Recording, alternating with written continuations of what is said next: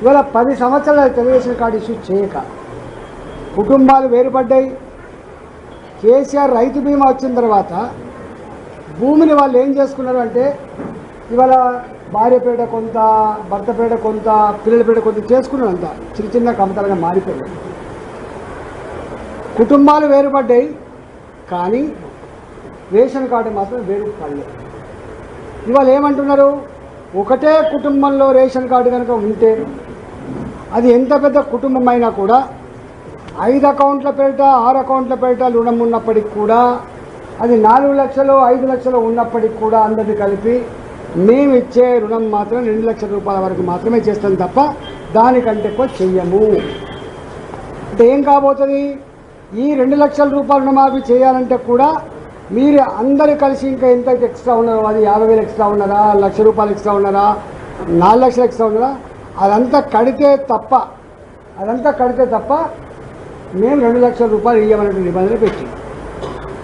రెండో మాట ఏం చెప్తున్నారు, ఇవాళ పెద్ద కుటుంబాలు కాకుండా చిన్న కుటుంబాల్లో కూడా భార్య పిల్లలు అసలు ఏర్పడని ఉమ్మడి కుటుంబం అయినప్పటికి కూడా వాళ్ళకు కూడా మరి నా భార్య పేట 90,000 ఉన్నది, మా భర్త పేట 1,40,000 ఉన్నది అంటే ఎవరిది వాళ్ళకు రుణమాఫీ జరగదు ఇక్కడ. భార్య పేట రుణమాఫీ 90,000, భర్త పేట రుణమాఫీ జరగదు ఇక్కడ. మళ్ళీ భార్య భర్త ఇద్దరిని కలిపి 2 లక్షల రూపాయల వరకే తప్ప ఇంత తెలియదు. దీనిలో ఇంకొక కిరికిరి ఏం పెడుతున్నారు, మేము ఎప్పుడైతే అనౌన్స్ చేసినామో సోనియా గాంధీ గారి బర్త్డే డిసెంబర్ 9వ తారీఖు లోపు వరకే మా తప్ప ఆ తదుపరి ఉన్న వడ్డీ అంతా కూడా మీరే కట్టుకోవాలి. అనౌన్స్ చేసింది మీరు, డబ్బులు మీరు ఆనాడు ఇవ్వలేదు, 8 నెలల తర్వాత మీరు ఇస్తున్నారు. 8 నెలల తర్వాత ఇస్తున్నది బాధ్యులు మీరే అయినప్పుడు రైతుల దగ్గర మళ్ళీ వడ్డీ ఎట్లా వసూలు చేస్తారో రేవంత్ రెడ్డి గారి ప్రభుత్వం సమాధానం చెప్పాలని చెప్పి నేను డిమాండ్ చేస్తాను.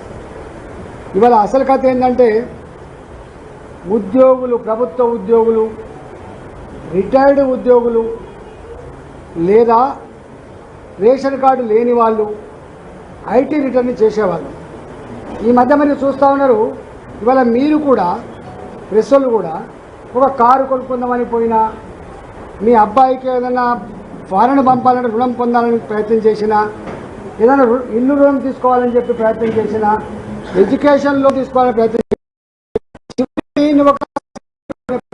ఉద్యోగులు పెద్ద